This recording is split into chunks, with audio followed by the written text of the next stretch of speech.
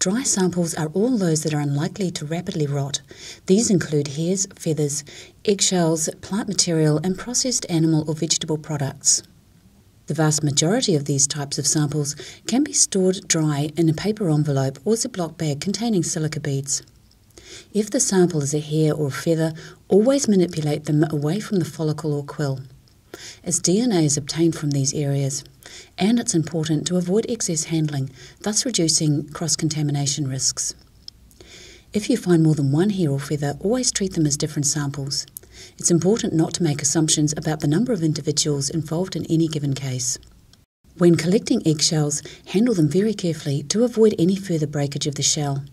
If available, pick them up with clean forceps.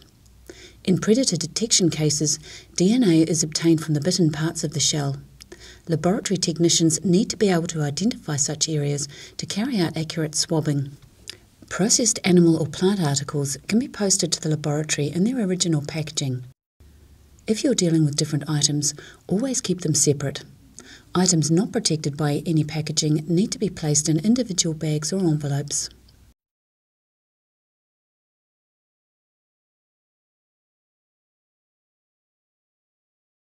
Fresh samples are all those that will decompose or rot. This mainly comprises tissue from either dead or living animals.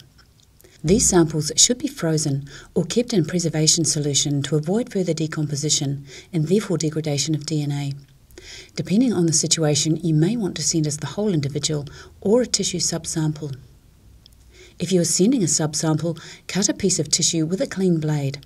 If a scalpel is not available, clean the cutting tool of your choice with a solution of 10% bleach. Place approximately 1 square centimetre of tissue on the preservation buffer, for example, ethanol or Longmire buffer. It's important to label your samples with a unique ID in clear writing.